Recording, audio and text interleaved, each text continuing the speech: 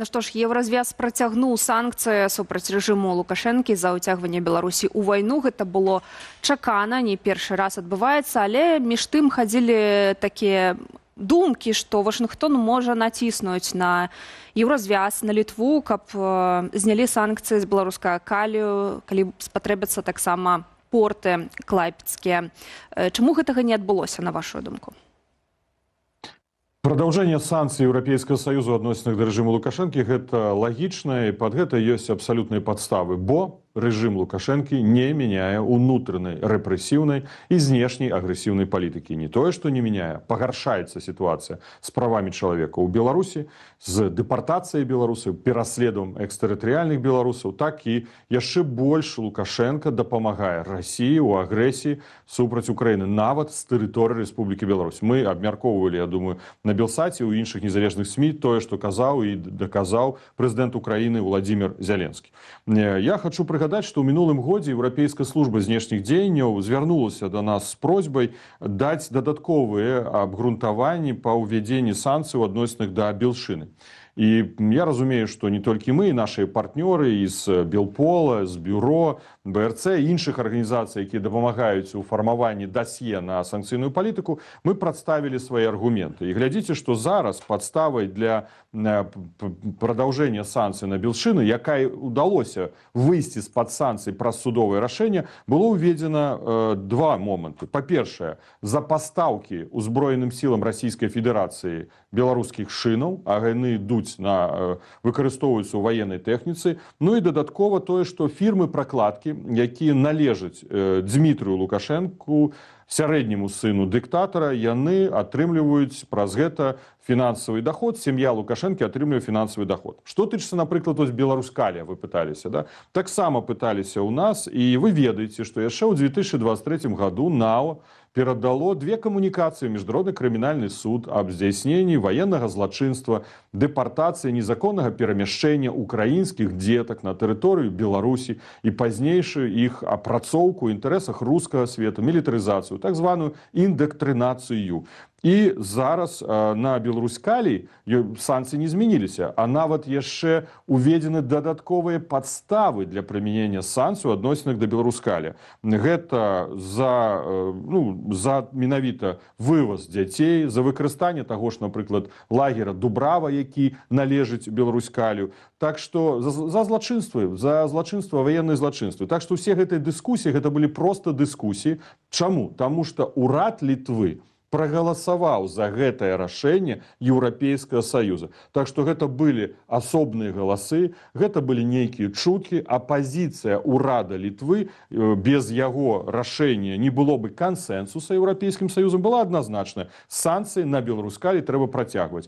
Мы ніколі не атрымалі пацверджанняў ні ад літоўцаў, ні ад іншых еўрапейскіх партнёраў, ні нават ад саміх амерыканцаў. Я размаўляў з амерыканскімі дыпламатамі, што яны ажыццяўляюць нейкі ціск на Літву, каб Літва змяніла сваю пазіцыю. Вось такім чынам. Вы згадалі ўжо Беларусьшыну, Белшыну. Мы маем яшчэ адно меркаванне, як паўторнае ўключэнне ў санкцыйны спіс Еўразвязу адаб'ецца на даходнасці заводу. Навіну пра гэта Белсату пракаментавала Катарына Пірсан-Лыжына, выкладчыца і даследчыца Свабоднага універсітэту Брюсселя. Я прапаную паслухаць і вернемся да нашага абмеркавання.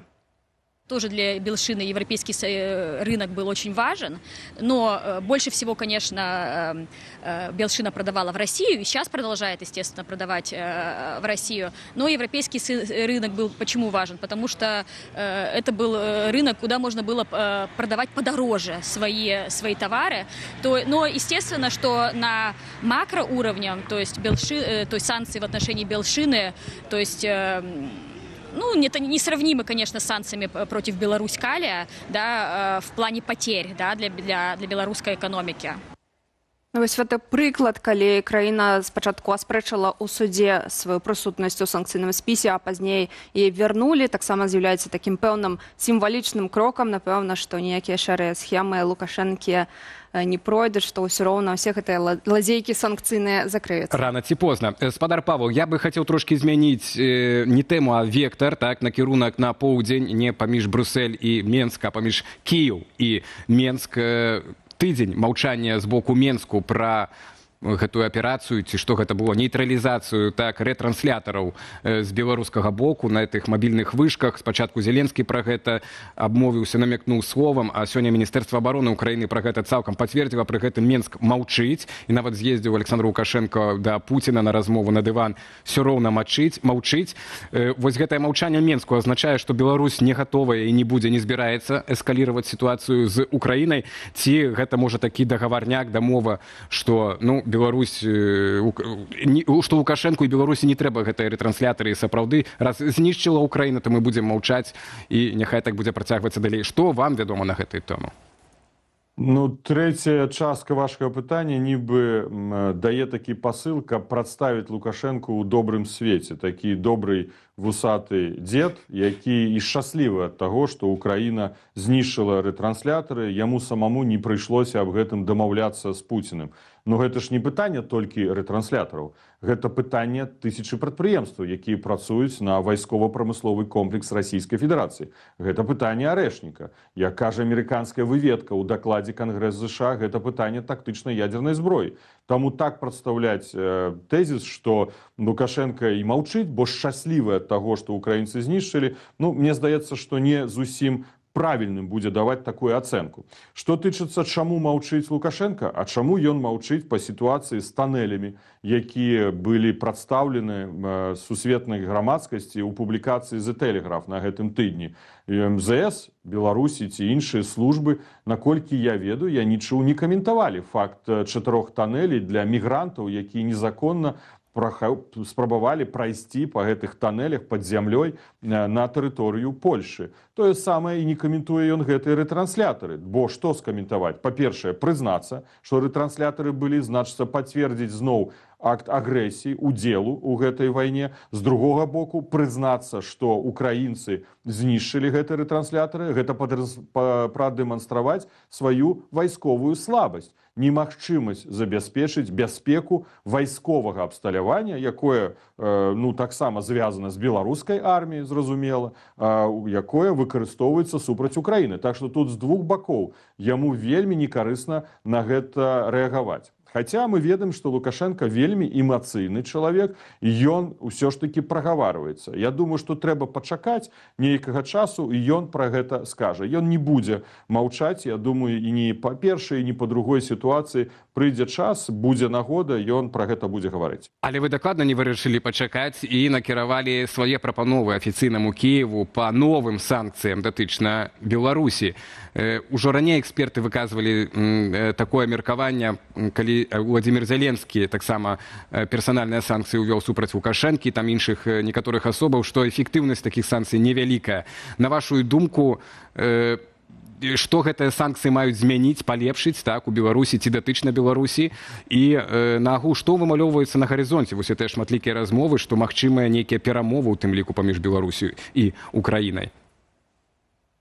Паміж Беларусі і Украінай перамовы першы раз чую такое пытанне. Можа, вы штосьці ведаеце, пашырыце веды. Я думаю і ведаю, што мэта санкцый гэта альбо ён мяняе палітыку, альбо яго мяняюць. І гэта зразумела. Калі вы ставіце ў кантэкст прымянення санкцый Украіны нацыянальных, я пагаджуся з вами, што прымяненне персанальных санкцый у адносінах да Лукашенка гэта палітычны месседж Лукашенку, што Украіна глядзіць на яго не на як прэзідэнта, што ён такім не з'яўляецца у вачах палітычнай улады Украіны. Гэта месседж для беларускага грамадства, той часткі грамадства, якое хоча перамену ў Беларусі. Гэта месседж дэмакратычным сілам Беларусі, бо ён адначасова звяртаецца і да дэмакратычных сілаў і выказвае гатоўнасць прэзідэнта Украіны супрацоўнічаць. І гэта месседж еўрапейцам, што нельга паслабляць ціск на Лукашэнку.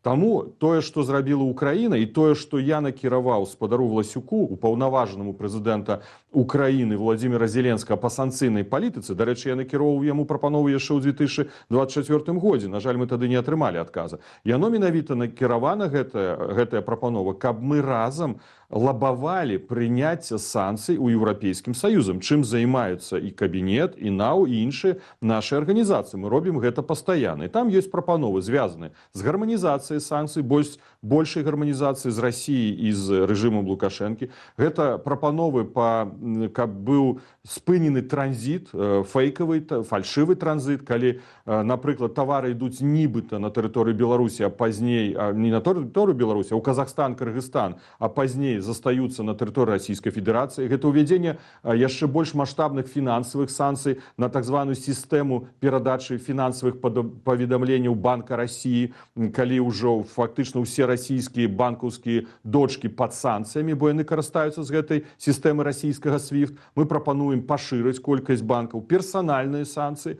дадатковыя, каб прыняў Еўрапейскі Саюз, і санкцыі, напрыклад, на саюзную дзяржаву, якая выкарыстоўваецца як інструмент паглынання нашага суверэнітэту і незалежнасці. Вось такія прапановы мы накіравалі з канкрэтных. Гэта не толькі што вось я апісаў. Там спісы, там прадпрыемствы, там асобы, там пад гэта дасье, аргументацыя, доказы, так, як гэта патрабуе стандарты Еўрапейскага Саюза. І гэтую пазіцыю я буду прадстаўляць у Брусэлі 6 сакавіка падчас паседжання кансультатыўнай групы, чарговага паседжання «Дэмакратычная Беларусь» і Еўрапейскі Саюз.